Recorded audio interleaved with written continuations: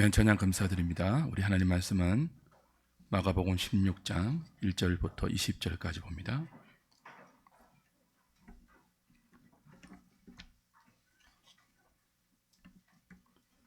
고난주간 새벽기도의 본문에 계속 이어서 마가복음 16장까지 오늘 마무리하도록 하겠습니다. 1절부터 20절까지 제가 한 절, 여러분이 한 절 교독합니다. 안식일이 지남에 막달라 마리아와 야고보의 어머니 마리아와 또 살로메가 가서 예수께 바르기 위하여 향품을 사다 두었다가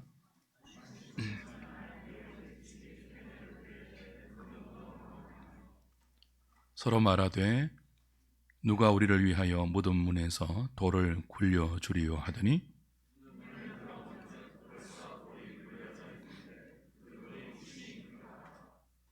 무덤에 들어가서 흰옷을 입은 한 청년이 우편에 앉은 것을 보고 놀라매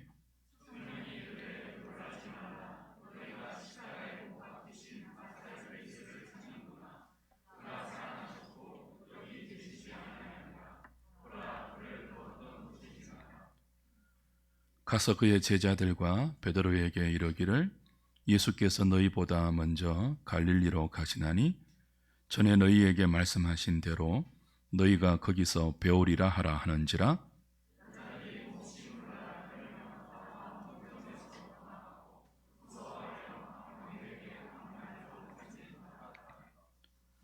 예수께서 안식 후 첫날 이른 아침에 살아나신 후 전에 7 귀신을 쫓아내어 주신 막달라 마리아에게 먼저 보이시니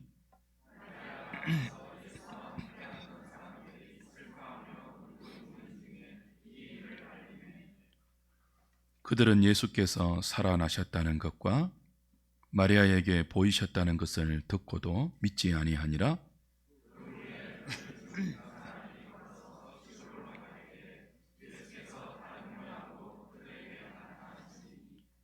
두 사람이 가서 남은 제자들에게 알리어서되 역시 믿지 아니하니라.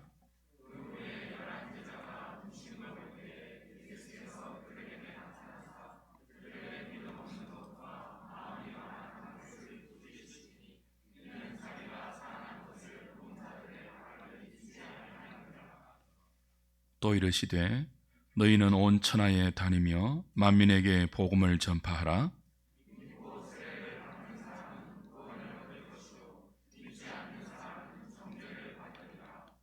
믿는 자들에게는 이런 표적이 따르리니 곧 그들이 내 이름으로 귀신을 쫓아내며 새 방언을 말하며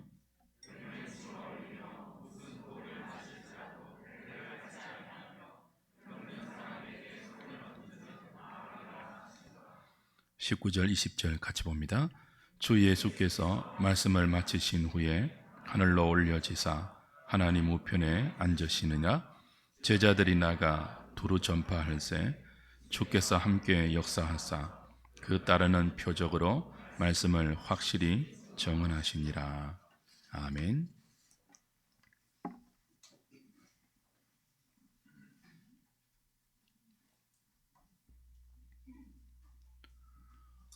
예수님이 우리의 죄를 대속하기 위해 자신을 십자가에 내어주셨습니다. 그리고 우리를 어렵다 하기 위해 장사한 지 사흘 만에 부활하셨습니다. 기독교는 하나님께서 죄인들을 위하여 행하신 그리스도의 십자가와 부활이라는 이 위대한 구원의 복음 위에 세워집니다. 예수 부활이 없는 인생은 사형수들의 감방과 같습니다. 집행 날짜를 모를 뿐 모든 아담의 후손에게는 거부할 수 없는 죽음의 그림자가 죄의 삭스로 드리워져 있습니다. 그리고 때가 되면 운명처럼 각 사람은 이 모양 저 모양의 죽음으로 자신의 인생을 마감해야 합니다. 그리스도의 부활은 이런 우리의 인생에 새로운 삶의 지평을 열어 젖혔습니다. 예수를 믿는 자에게 이제 죽음은 모든 것을 끝내는 운명의 종국이 아닙니다. 그리스도 안에서 죽음의 절망을 뛰어넘는 부활 생명을 산소망으로 받아 영생의 복을 누리는 사람들이 있습니다. 누구입니까? 누가 이 복된 부활 신앙을 가지고 이 복된 부활 능력으로 하늘 소망으로 이 땅을 나그네와 행인의 힘있는 걸음을 옮겨 놓을 수 있습니까? 우리 위해 십자가에 죽으시고 우리 위해 부활하신 예수 그리스도 안에 있는 성도들입니다. 우리는 지난 한 주간 동안 새벽 기도회로 모였습니다. 그리고 십자가가 보여준 인생의 완악함, 모든 사람들의 부패함, 연약함, 어리석음, 미련함, 그리고 비겁함이 우리 안에 있음을 확인받았습니다. 자타가 공인했던 가장 거룩한 종교 지도자들의 실상은 자신의 기득권을 지키기 위해서 거짓과 불의와 불법을 서슴지 않았던 시기와 위선의 인물들이었습니다. 주님을 따랐던 제자들은 정작 주님을 편들고 변호하고 주님과 함께 있어야 하는 결정적인 순간에 다 주를 버리고 뿔뿔이 흩어져 도망갔습니다. 한 청년은 벗은 몸으로 도망갔죠. 그리고 수제자인 베드로는 저주까지 하면서 3번이나 주를 모른다고 부인했습니다. 총독 빌라도는 예수님이 무죄임을 확신했습니다. 그러나 그는 자신의 확신대로 행하지 못했고 군중들의 요구대로 예수를 십자가에 넘겨줍니다. 비겁하고 무기력한 권력자의 모습을 총독 빌라도에게서 우리는 발견했고 그 얼굴과 그 모습이 우리 안에도 여전히 있음을 확인받았습니다. 예수를 십자가에 못 박으라고 소리질러 빌라도를 압박한 무리들이 있었습니다. 이들은 대제사장의 충동에 격발되어 자신들이 무슨 말을 하는지 무슨 짓을 하는지도 모른 채 악의 도구로 사용된 무지한 인생들이었습니다. 그 캄캄한 무지가 우리에게도 있죠. 주님의 머리에 가시 면류관을 씌우고 자색옷을 입히고 채찍으로 때리고 조롱하고 손바닥으로 뺨을 침뱉고 모욕한 로마 군병들은 그 알량한 힘을 가지고 자신보다 약해 보이는 예수를 마음껏 조롱하고 욕했습니다. 십자가 밑에서 모든 인생들을 대변하는 여러 분야의 사람들이 보여주는 인간의 완악함, 부패함, 무능함, 비겁함, 패역한 모습을 우린 한 주간 동안 마가복음을 통해서 살펴보았습니다. 하나님의 아들이 우리를 대신하여 십자가에 죽는 방법 외에는 그 누구도 그 무엇도 죄가 초래한 하나님의 진노, 하나님의 저주에서 우리를 건져낼 수 없습니다. 저와 여러분은 구원에 있어서 전적으로 부패했고 전적으로 타락했고 전적으로 무능력한 존재들입니다. 이런 우리의 현 주소가 십자가 앞에서 여실히 드러났죠. 그리고 십자가뿐만이 아닙니다. 그리스도가 부활하신 그 순간, 그리스도가 부활하신 그 장소, 그리스도가 부활하여 우리 앞에 나타난 그 역사의 실존 현장에서도 아무도 그리스도의 부활을 믿지 않았습니다. 말씀하신 대로, 약속하신 대로 장사된 지 사흘 만에 무덤을 깨뜨리고 사망의 권세를 정복하고 그리스도는 부활하셨습니다. 그러나 아무도 그 누구도 부활하신 주님을 믿지 못했습니다. 성경을 보면서 놀라는 지점이 여기입니다. 오늘 본문을 보십시오. 주님을 너무나 사랑해서 십자가 곁을 끝까지 지켰던 막달라 마리아, 야고보의 어머니 예수의 어머니 마리아, 그리고 살로메가 안식 후 첫날 동이 트기 전 예수의 시신에 향품을 바르기 위해서 예수님의 무덤을 찾았습니다. 세 여인은 무덤을 막고 있던 돌이 옮겨지고 예수님의 시신이 없어졌음을 보았습니다. 흰옷 입은 천사가 나타나 너희들이 찾는 십자가에 못 박힌 예수는 여기 없다, 살아나셨다.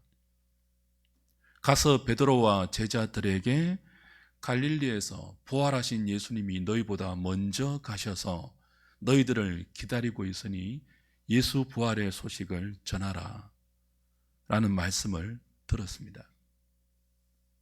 부활의 현장을 눈으로 목격하고 부활의 소식을 전해주는 천사의 증언을 듣고 그 천사가 분부한 부활의 증인이 되라는 사명을 받았음에도 예수님을 가장 사랑했던 세 여인 막달라 마리아, 예수의 모친 마리아, 그리고 살로메가 이 모든 사실을 믿지 못했습니다. 8절을 보십시오. 다시 16장 8절.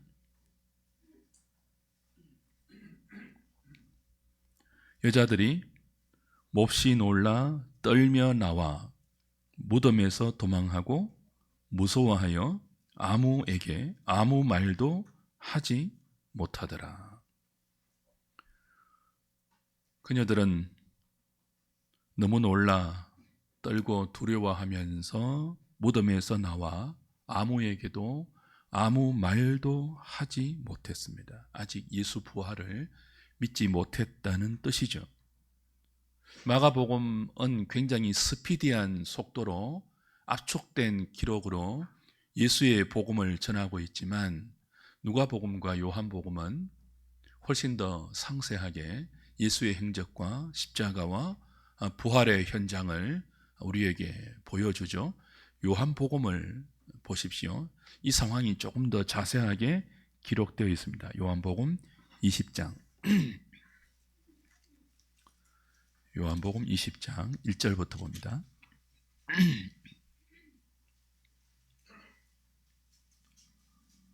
안식 후 첫날 일찍이 아직 어두울 때에 막달라 마리아가 무덤에 와서 돌이 무덤에서 옮겨진 것을 보고 시몬 베드로와 예수께서 사랑하시던 그 다른 제자에게 달려가서 말하되 사람들이 주님을 무덤에서 가져다가 어디 두었는지 우리가 알지 못하겠다 하니 베드로와 그 다른 제자가 나가서 무덤으로 갈새 둘이 같이 다름질하더니 그 다른 제자가 베드로보다 더 빨리 달려가서 먼저 무덤에 이르러 구부려 세마포 놓인 것을 보았으나 들어가지는 아니하였더니 시몬 베드로는 따라와서 무덤에 들어가 보니 세마포가 놓였고 또 머리를 샀던 수건은 세마포와 함께 놓이지 않고 딴 곳에 샀던 대로 놓여 있더라.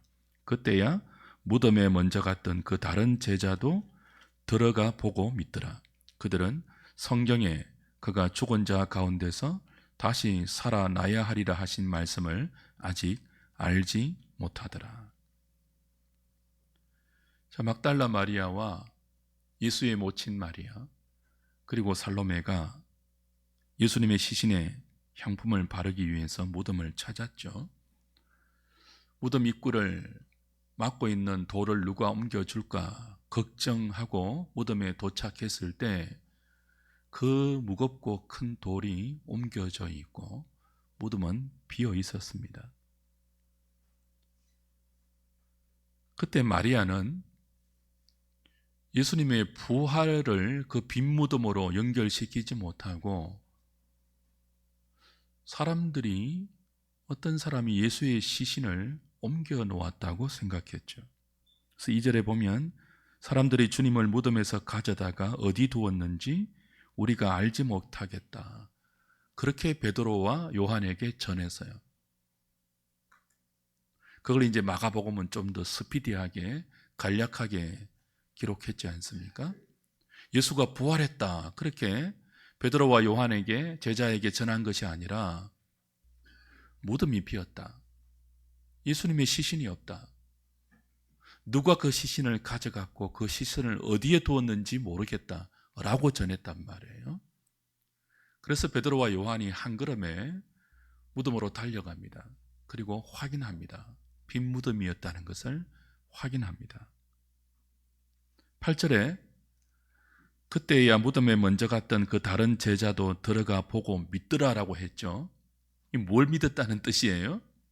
예수님이 부활하심을 믿었다는 뜻이 아니라 예수의 시신이 없어졌다는 마리아의 말을 믿었다는 뜻이에요. 그래서 9절이 어떻게 되어 있습니까? 그들은 성경에 그가 죽은 자 가운데서 다시 살아나야 하리라 하신 말씀을 아직 알지 못하더라. 아직 믿지 못하더라. 마리아도 예수의 모친도 살로메도 사랑하는 예수의 제자 요한과 수제자 베드로도 예수의 시신이 없어진 부활하여 다시 살아나신 그 부활의 현장 빈 무덤을 목격하고도 아직 예수의 부활을 알지 못하고 믿지 못하고 있습니다. 이들이 누구입니까? 예수님을 사랑했던 사람들이에요. 누구보다 특별하게 예수님을 사랑하고 따르고 의지했던 사람들입니다. 이들이 누구라고요? 예수의 제자들입니다. 그런데도 예수님이 부활하신 현장을 보고도 믿지 못하고 있습니다. 베드로와 요한은 예수의 시신이 없어진 빈 무덤을 확인하고 그냥 집으로 돌아갔어요. 마리아는 차마 그 예수님의 시신이 없어진 빈 무덤을 떠나지 못하고 무덤 밖에서 하염없이 울고 있었죠. 그녀는 무덤을 떠날 수가 없었습니다. 사랑하는 주님의 시신이 없어졌는데 어떻게 그 자리를 무작정 떠날 수가 있습니까? 떠날 수도 없고 이럴 수도 없고 저럴 수도 없는 상황에서 그녀가 할 수 있는 일은 하염없이 무덤 밖에 서서 우는 것입니다. 그녀는 울었습니다. 예수님을 사랑하는 그녀의 진실된 마음의 표시죠. 그러나 마리아의 사랑은 아직 예수 그리스도의 부활을 알지 못하는, 아직 주의 부활을 믿지 못하는 사랑입니다. 천사가 나타나서 왜 우느냐라고 물었을 때 마리아는 이렇게 대답합니다. 요한복음 20장 13절 보세요. 천사들이 이르되 여자여 어찌하여 우느냐? 이르되 사람들이 내 주님을 옮겨다가 어디 두었는지 내가 알지 못함입니다. 아직까지 주님의 시신이 누군가에 의해서 어디로 옮겨졌는데 그걸 모른다는 거죠. 그래서 이제는 천사가 아니라 예수님이, 부활하신 예수님이 직접 마리아 앞에 나타나 주십니다. 14절, 15절.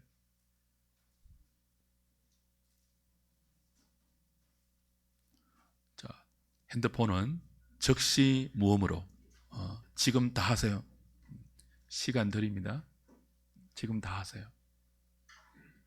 저도 그럴 때 있습니다. 학교 가서 강의하면 열심히 강의하고 있는데 폰이 막 울릴 때 있습니다. 잊어버릴 때 있거든요. 자, 무음도 하지 말고 그냥 그 진동도 말고 그냥 무음으로 해놓으세요. 어디까지 했죠?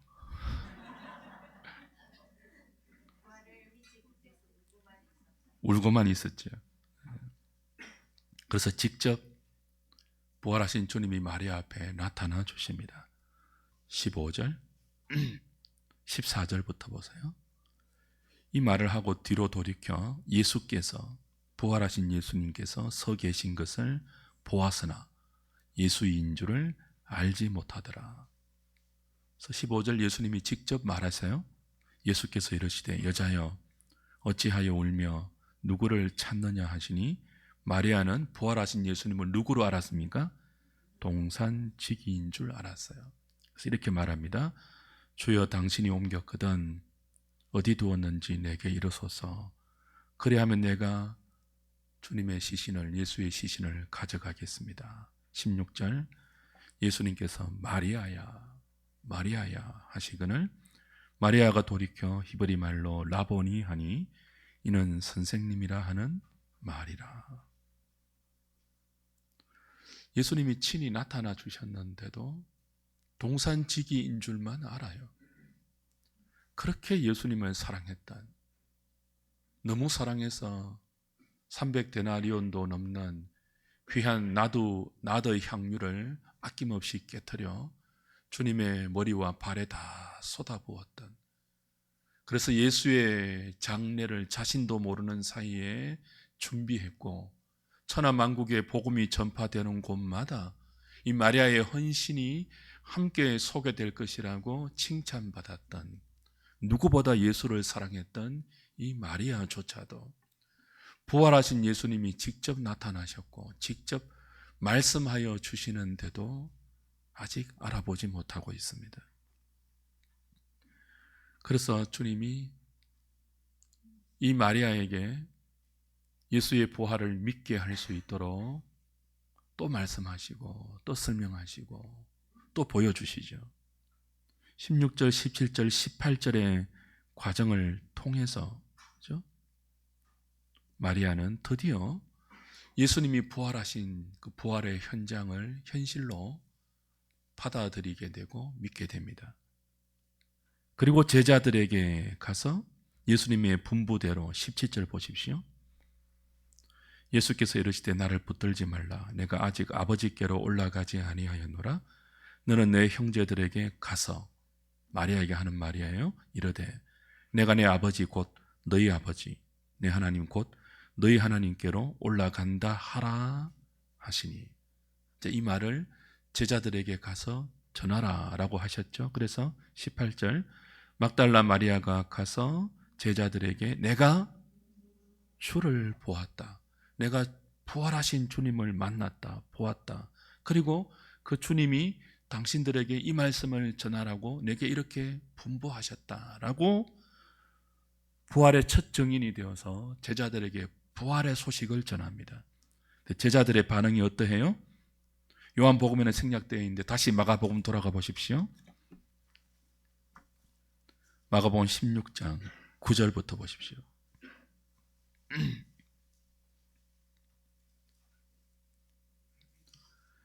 예수께서 안식 후 첫날 이른 아침에 살아나신 후 전에 7 귀신을 쫓아내어 주신 막달라 마리아에게 먼저 보이시니, 1절부터 8절까지를 요약한 거예요. 이제 10절 마리아가 가서 제자들에게 가서 예수와 함께 하던 사람들이 슬퍼하며 울고 있는 중에 이 일을 알림해, 예수님이 부활하신 요한복음 20장에 우리가 방금 보았던 이 일을 알림해. 11절 제자들의 반응입니다. 같이 읽겠습니다. 시작. 그들은 예수께서 살아나셨다는 것과 마리아에게 보이셨다는 것을 듣고도 믿지 아니하니라. 자, 믿었습니까? 믿지 않았습니까? 믿지 않았어요. 누군데요? 제자들인데. 예수님이 십자가를 지기 전에 십자가와 부활의 도를 적어도 3차례 이상 그들에게 가르쳐 주었습니다. 알려주었습니다.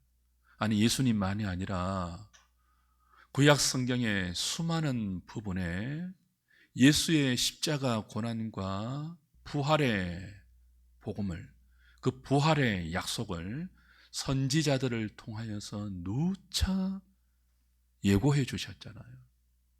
그 성경의 약속이 예수님의 빈 무덤으로 성취되었거든요. 그 성경의 예언이 십자가와 부활로 역사 가운데 이루어졌거든요. 그런데 가장 주님을 믿고 사랑하고 따르고 의지했던 마리아와 제자들이 그 부활하신 주님을 믿지 못하는 아이러니한 모습을 보여줍니다. 이들은 주님을 사랑하는 자들입니다. 주님을 향한 이들의 사랑은 거짓이 아닙니다. 지금도 사랑하고 있습니다. 그런데 왜 예수님의 죽음을 이해하지 못했고 예수님의 부활을 믿지 못하고 있죠? 그리스도의 십자가 대속의 죽음, 우리의 의를 위해서 살아나신 그리스도의 부활은 인생의 경험, 인생의 한계, 인생의 범위 밖에 있는 사건이기 때문에 그래요. 대속의 죽음, 죽음의 권세를 깨뜨리신 그리스도의 부활, 우리가 경험한 사건들이 아니에요. 인생들이 손과 발과 시간과 공간 안에서 만들어낼 수 있는 사실의 범위를 벗어나는 사건이에요. 그래서 예수님을 사랑하지만 제자들과 마리아는 이 자신의 시간과 공간, 그리고 손과 발과 눈과 귀와 몸으로 만지고 경험한 인생의 테두리 안에서만 예수를 사랑하기 때문에 부활하신 주님을 아직 믿지 못하고 있는 거죠. 이들은 마음에 그리스도의 부활을 더디 믿고 있습니다. 선지자들이 말하였고 예수님이 친히 가르쳐 주신 십자가와 부활의 의미를 마음에 새기지 못하고 있습니다. 그래서 주님은 이들의 믿음 없음과 완악함을 꾸짖죠. 마가복음 16장 14절 보십시오. 그 후에 11 제자가 음식 먹을 때에 예수께서 그들에게 나타나사 그들의 믿음 없는 것과 마음이 완악한 것을 꾸짖으시니 이는 자기가 살아난 것을 본 자들의 말을 믿지 아니함일러라.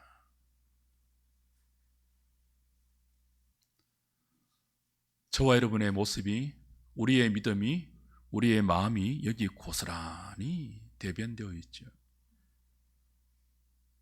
하나님의 구원은, 죄인들의 구원은 우리의 실력에 기인하지 않습니다. 저와 여러분의 믿음으로 구원은 이루어지지 않습니다. 우리의 실력, 우리의 믿음, 우리의 사랑은 우리를 위해서 하나님께서 마련하신 십자가와 부활이 말씀대로 약속대로 이루어진 현장에서 기뻐하고 감격하고 그리고 찬양하는 수준이 아닙니다. 우리의 믿음은, 우리의 사랑은 하나님의 약속이 이루어진 그 현장에서 오히려 두려워하고 이상하게 여기고 놀라고 슬퍼하고 겁을 내는 수준에 불과합니다. 이런 우리의 믿음이 구원을 만들어내지 못해요. 우리는 미련합니다. 완악합니다. 우린 믿음이 없습니다. 주님께 책망받아 마땅한 믿음의 수준으로 우리는 존재합니다. 그래서 구원은 우리의 믿음으로 말미암지 않습니다. 오직 예수 그리스도의 십자가와 부활만이 죄인된 우리를 하나님의 생명으로 인도하는 유일한 원천입니다. 그리스도가 우리 구원의 원인입니다. 믿음은 그 그리스도의 구원을 우리에게 이루어내는 하나님의 은총의 수단일 뿐이죠. 십자가 지신 그리스도, 부활하신 그리스도, 그 아들을 보내신 하나님의 사랑, 아들을 십자가에 내어 주기까지 우리를 불쌍히 보신 성부 하나님의 긍휼하심, 아버지와 아들이 함께 십자가와 부활로 만들어내신 죄인들의 구원을 믿게 하고 설득하고 믿지 못하고 있잖아요. 알지 못하고 있잖아요. 그런 우리를 찾아오셔서 여러 방법으로 설득하시고 가르치시고 책망하시고 꾸짖고 양육하시고 다시 보이시고 마침내 믿게 하시는 성령의 감화와 감동, 조명하심, 능력만이 우리의 구원의 원인입니다. 하나님이 우리를 구원하십니다. 성부와 성자와 성령 하나님이 십자가와 부활로 우리를 구원하십니다. 우리는요, 책망받아 마땅한 미련한 사람들이에요. 마음에 더디 있는 무지한 인생들이에요. 틈만 나면 지금이라도 우리 살기 위해서 언제든지 주님을 배신할 수 있는 존재가 우리예요. 우리 믿음은요, 주를 향한 우리의 사랑은요, 그 정도밖에 안 된다고요. 그래서 주님은, 부활하신 주님은 우리에게 이런 약속을 주시죠. 요한복음 20장 가보십시오.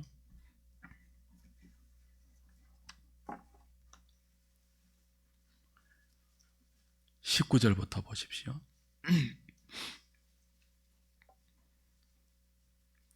이날 곧 안식 후 첫날 저녁 때에 제자들이 유대인들을 두려워하여 모인 곳에 문들을 닫았더니, 자, 마리아를 통해서 주님의 부활 소식을 들었습니다. 아직 믿지 못하고 있습니다.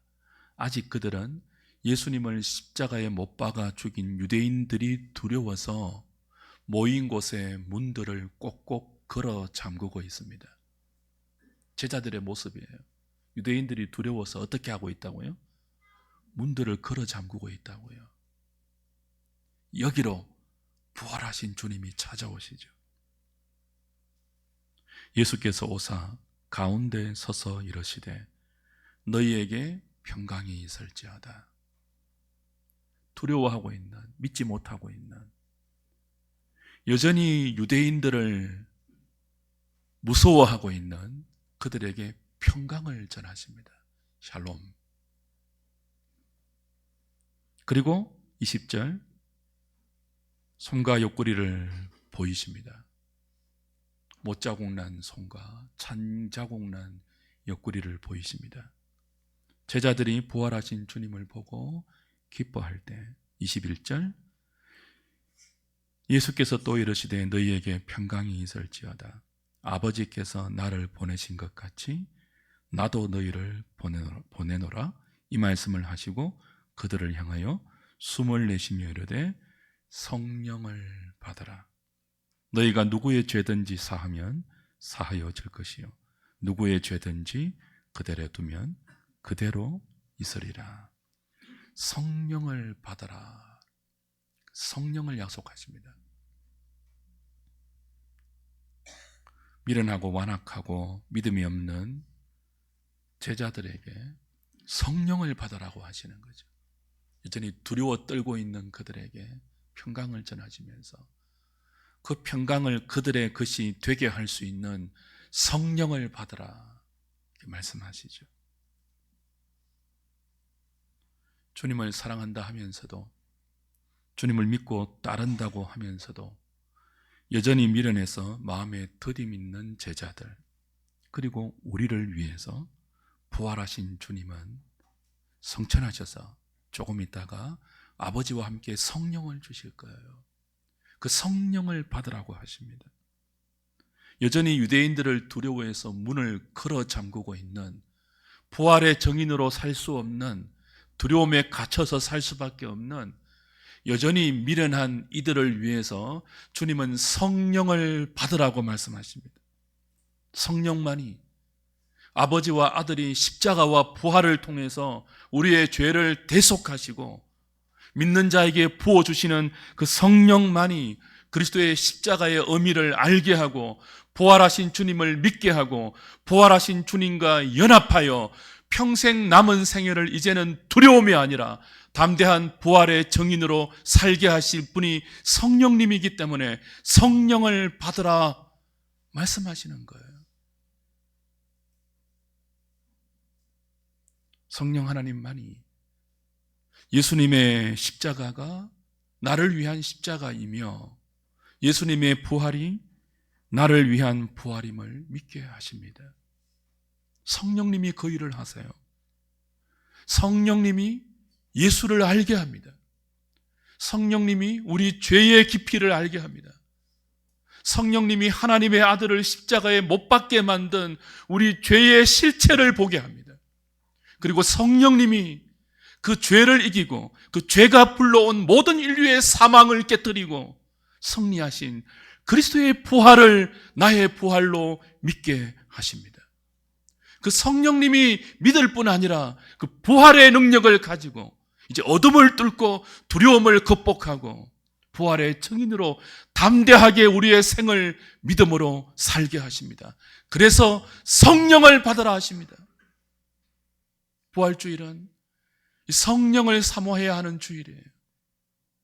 아직까지 부활의 주님을 믿지 못하는 제자들에게 성령을 받으라고 하신 그 주님을 다시 바라보는 주일이죠. 주 안에 사랑하는 여러분, 오늘 우리에게 필요한 것이 무엇입니까? 더디 믿는 우리 아닙니까?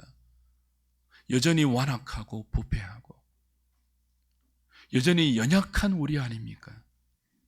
그리스도의 십자가를 믿게 하고 부활하신 주님을 믿게 하고 따르게 하고 그 부활의 능력으로 우리의 남은 생애를 살게 하신 이 성령님의 은혜가 절실히 필요하지 않습니까? 이 실성한 것 같은 현대 사회 속에서 주변의 사람들이 마치 미친 듯이 살아가고 있는 그 인생의 틈바구니 속에서 우리에게 정말 필요한 것이 무엇입니까?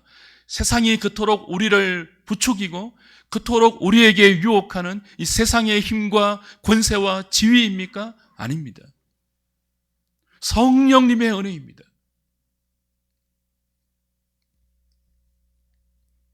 성령이 어떤 일을 하십니까? 누가복음 24장 가보십시오. 부활하신 주님이 성령을 통하여서 엠마오로 가는 두 제자에게 이런 일을 하십니다. 누가복음 24장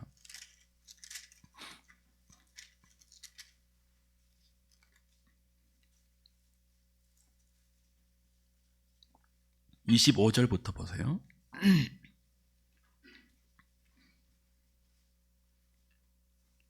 엠마오로 가는 두 제자에게 부활하신 주님이 나타나셔서 이런저런 대화를 하신 중에 그들이 부활하신 주님을 알아보지 못하고 있을 때 25절에 이렇게 말씀하십니다. 이르시되 미련하고 선지자들이 말한 모든 것을 마음에 더디 믿는 자들이요, 그리스도가 이런 고난을 받고 자기의 영광에 들어가야 할 것이 아니냐 하시고 27절 이에 모세와 모든 선지자의 글로 시작하여 모든 성경에 쓴 바 자기에 관한 것을 자세히 설명하시니라. 그러니까 구약 성경, 모세와 선지자들의 글, 시편에 기록된 주님에 관한, 예수의 죽으심과 부활에 관한 모든 것을 자세히 설명하세요. 부활하신 주님이. 그리고 32절 가보십시오.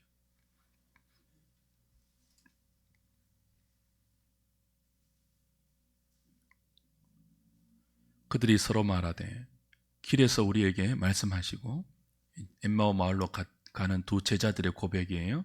우리에게 성경을 풀어주실 때에 우리 속에서 마음이 뜨겁지 아니하더냐 하고.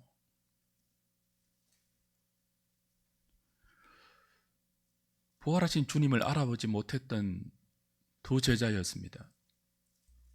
그런 제자에게 예수님이 구약 성경에 예수에 관한 모든 말씀들을 자세히 풀어서 가르쳐 주시고 설명해 주십니다. 그때 그들의 마음이 뜨거워졌다 그랬습니다. 그리고 함께 음식을 먹어서 떡을 떼어 주실 때 그들의 눈이 밝아져서 비로소 부활하신 주님을 알아보았죠. 제자들의 마음이 언제 뜨거워졌습니까? 부활하신 주님이 옆에 계실 때가 아닙니다. 옆에 계신데도 못 알아보았다고요? 부활하신 주님이 성경을 통하여 자신에 관한 모든 말씀을 상세히 풀어서 가르쳐 주실 때, 구약 성경에 기록된 예수 그리스도에 관한 말씀을 통하여 그리스도가 누구인지, 어떤 분인지를 성령으로 깨닫게 하실 때 그들의 마음이 뜨거워졌습니다. 그들의 눈이 밝아졌습니다. 이들이 부활의 증인이 된 것은 단지 창자국, 못자국을 눈으로 확인했기 때문이 아닙니다. 이들이 부활의 증인이 될 수 있었던 것은 예수 그리스도에 관한 모든 것들을 성경 속에서 보았을 때입니다. 주 안에 사랑하는 여러분, 성령님이 오늘도 이 일을 우리 안에서 하십니다. 아니, 부활하신 주님이 승천하셔서 아버지와 함께 성령을 보내어 교회와 그 교회의 지체인 모든 믿는 자들에게 하시는 일이 바로 이거예요. 신약 성경을 성령의 감동으로, 구약 성경을 선지자들을 감동시켜서 기록하게 하신, 이 당신의 특별 계시를 인간의 문자로 기록하여 우리에게 주신 이 성경을 통하여 오늘도 부활하신 주님은 교회 안에서 이 일을 하세요. 하나님에 관한 말씀들, 인간의 죄에 관한 말씀들, 하나님이 어떻게 인간을 구원하시고 어떻게 믿음으로 살게 하시는지에 관한 모든 말씀들을 성령의 조명으로, 성령의 감동으로 믿게 하시고 깨닫게 하시고 알게 하시는 이 일을 하십니다. 그래서 성령을 받으라고 하시죠. 이제 우리가 어떻게 부활하신 주님을 만납니까? 여러분은 부활하신 주님을 어떻게 믿습니까? 어떻게 봅니까? 어떻게 부활하신 주님과 여러분이 함께 사십니까? 성경을 통해서죠. 성령의 감동으로 기록된 성경을 통해서 우리는 부활하신 주님을 마치 눈으로 보는 것처럼 봅니다. 성경을 통하여 우리는 부활의 주님을 나의 주로, 나의 그리스도로 믿고 모시고 함께 그분과 살아갑니다. 성경을 통하여 우리는 죄와 사망의 권세를 깨트린 부활의 능력을 힘입습니다. 우리는 성경을 통하여 성령의 능력을 체험합니다. 우리는 성경으로 부활의 주님을 만나고, 성경으로 부활의 생명을 경험하고, 성경으로 부활의 능력을 체험합니다. 믿는 자들이 성경을 통하여 부활의 주님을 따르고 부활의 증인된 삶을 살 때 주님은 이런 표적이 따른다고 약속하시죠. 다시 마가복음 16장 17절 가보십시오. 좀 왔다 갔다 하죠. 수고로 여기면 안 되십니다. 16절, 마가복음 16장 17절 18절.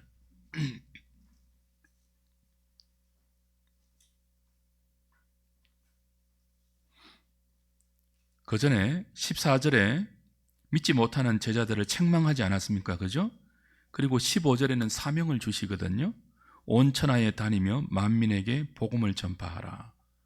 그 전에 이제 요한복음에 나오는 성령을 받아라 하는 그 사건이 있었던 거고요. 17절에 이제 그렇게 온 천하에 다니며 만민에게 복음을 전파하는 삶을 성령의 능력으로 살게 될 때 이런 표적이 따른대요. 17절, 믿는 자들에게는 이런 표적이 따르리니 곧 그들이 내 이름으로 귀신을 쫓아내며 새 방언을 말하며 뱀을 집어올리며 무슨 독을 마실지라도 해를 받지 아니하며 병든 사람에게 손을 얹은즉 나으리라 하시더라. 귀신을 쫓아낸대요. 주의 이름으로. 새 방언을 말한대요.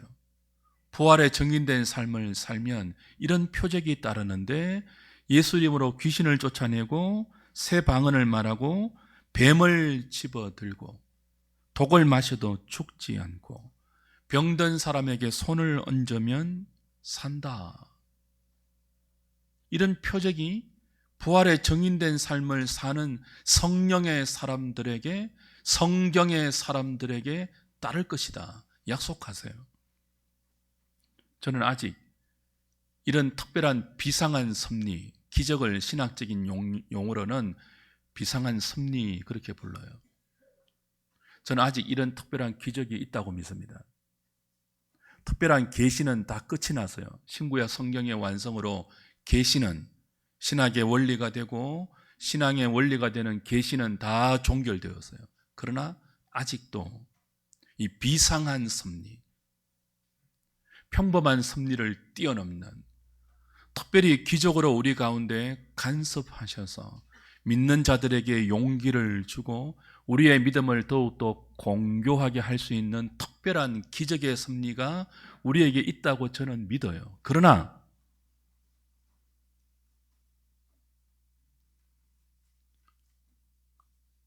이 표적이 따른다는 이 5가지의 표적이 따른다는 이 주님의 약속은 신구약 성경이 완성된 그 이후로 이제는 훨씬 영적인 의미로 우리에게 적용되어야 합니다. 우리가 성령의 감동으로 기록된 성경 말씀에 순종할 때 귀신이 만들어 놓은 온갖 어둠의 가치관, 귀신이 만들어 놓은 온갖 하나님을 거역하는 이 시대의 사조들, 정신들, 그리고 유행들에 의해서 돌아가고 있는 모든 어둠을 밀어내고 우리는 부활 생명의 빛으로 살 수 있습니다. 첫 번째 표적이죠. 주의 이름으로 귀신을 쫓아내는 것. 귀신아 나가라 이것만 말고요.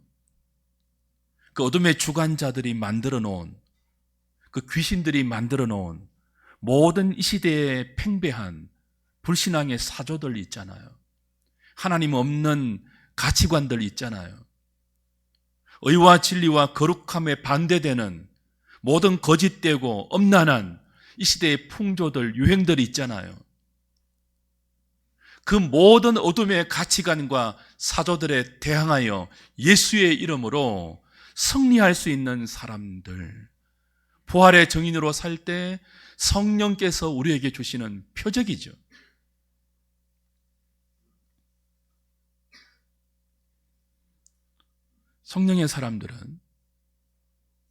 성령의 사람들은 세 방언을 말합니다. 세상에는 절망의 말이 가득해요. 두려움과 정죄의 말, 시기와 미움과 질투와 자랑의 말들이 가득합니다. 악하고 음란한 말들이 가득합니다. 조롱과 욕하는 말들, 생명 없는 말들, 사망의 말들이 가득합니다. 이런 세상 속에서 성령을 받은, 그래서 부활하신 예수님을 믿고 그 부활의 주님을 따르고 그 성령의 감동으로 기록된 말씀이 주님의 말씀인 줄 알고 순종하는 사람들은 세 방은 하나님을 향한 믿음의 말, 소망의 말, 생명의 말, 의의 말, 진리의 말을 하죠. 하나님께서 그의 독생자를 통해서 죄인들을 구원하셨다는 하나님의 큰 일을 낭곳 방언으로 말하죠. 성경을 번역하고 그 성경에 기록된 하나님의 구원의 진리를 부활의 증인들은 가는 곳마다 전하죠. 새 방언입니다. 우리는 뱀을 집어듭니다. 길거리에 있는, 수풀에 있는, 정글에 있는 온갖 종류의 독사들 정도가 아니죠. 뱀으로 비유되는 사탄의 머리를 깨트리신 여인의 후손으로 오셔서 하나님의 약속대로 십자가에서 부활로 그 사탄의 머리를 깨트리시고 부활의 승리를 우리에게 주신 그 주님을 믿고 따르는 자들에게 약속된 이 믿음의 승리, 그 승리를 우리의 승리로 누리고 삽니다. 우린 뱀을 집어듭니다. 이 땅에 얼마나 많은 영역과 부분이 독으로 넘쳐납니까? 죄의 독으로 온 세상이 흘러넘치고 있습니다. 죄는 우리의 영혼을 죽이는 독입니다. 죄는 우리의 육신을 죽이는 독이에요. 이 독이 사람들의 영혼을 병들게 하고 있습니다. 수많은 사람들이 죄의 독에 오염되어 병들어 있습니다. 죽어가고 있습니다. 죄는 하나님의 형상을 깨트리는 독입니다. 죄는 우리의 존재를 망가뜨리는 독입니다. 그러나 부활의 주님이 주시는 성령을 받고 그 성령으로 예수를 믿고 예수를 따르고 그 성경을 예수의 말씀으로 순종하는 사람들에게 죄는 더 이상 독이 아닙니다. 죄는 사람들을 깨트리고 죽이고 망가뜨려온 무서운 독이지만 부활의 주님을 믿는 자들에게 죄는 더 이상 우리에게 독으로 행사하지 못합니다. 우리가 죄보다 강합니다. 독을 마셔도, 죄의 독을 마셔도 죽지 않는 사람들 누굽니까? 부활의 주님을 믿고 사랑하고 따르는 성령의 사람들이죠.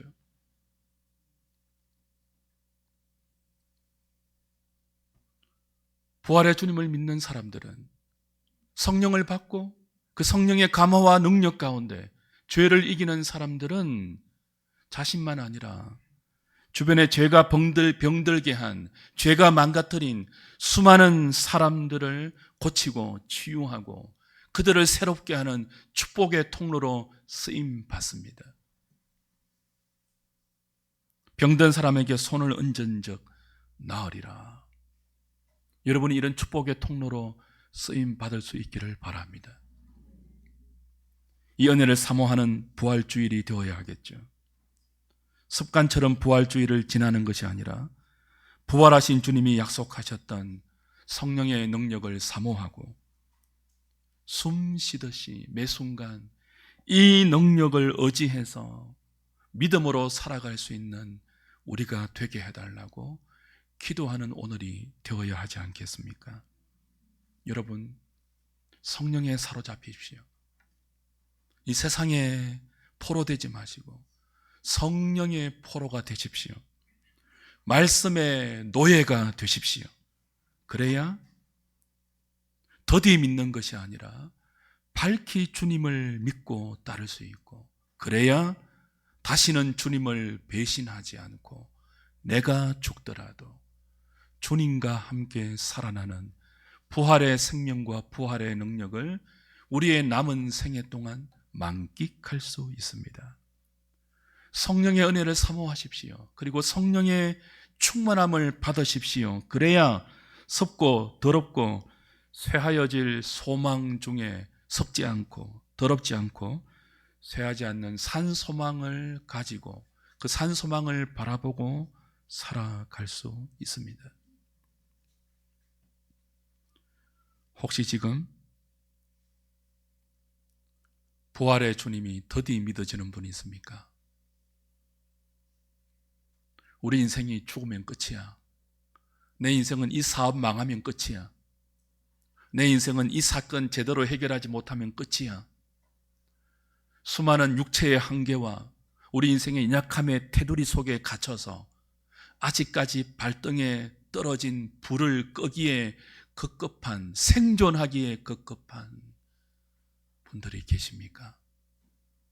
이제는 생존이 아니라 부활의 생명으로 살고 싶지 않습니까? 성령을 구하십시오.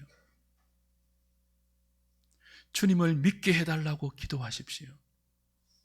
근성으로 말고요, 절박하게, 간절하게. 주님이 주시는 성령의 능력이 없이는 우리 다시 좌절할 수밖에 없고, 다시 배신할 수밖에 없고, 다시 도망칠 수밖에 없고, 다시 죄와 사망의 권력 아래 굴복할 수밖에 없사오니 불쌍히 보시고 성령을 부어 주옵소서. 그 성령의 조명하심이 우리의 눈을 밝혀서 성경을 볼 때마다 살아계신 주님이 그 성경 속에서 꿈틀거리고 나에게 찾아오시 하시고 주님 손 붙잡고 남은 생에 부활의 정인이 되라고 분부하신 그 사명 따라 살 수 있도록, 욕망 따라 사는 것이 아니라 사명 따라 사는 부활의 정인 될 수 있도록 성령의 능력을 구하십시오. 감정이 힘들게 하는 분들이 있습니까? 사람이 힘든 분이 있습니까? 우울해서 힘든 분이 있습니까? 육신의 질병이 너무 공고해서 절망하고 낭망하고 힘들어 하시는 분 계십니까? 그 감정에 여러분을 내어주지 마십시오. 그 상황에, 그 사람의, 그 사건에 여러분을 내어 맡기지 마십시오. 사력을 다해서 온 마음과 온 힘을 다하여서 부활하신 주님을 믿음으로 붙드십시오. 그리고 주님이 약속하신 성령의 감동을 구하십시오. 그래서 그 능력으로, 그 은혜로 부활 생명이 여러분의 생명이 되셔서 모든 상황과 모든 사람과 모든 우울과 모든 절망적인 감정을 이기고 능력으로 새로워지셔서 맡기신 현장의 부활의 정인으로 돌아가는 저와 여러분, 우리 모든 한우리 식구들 되시기를 주님의 이름으로 축복합니다.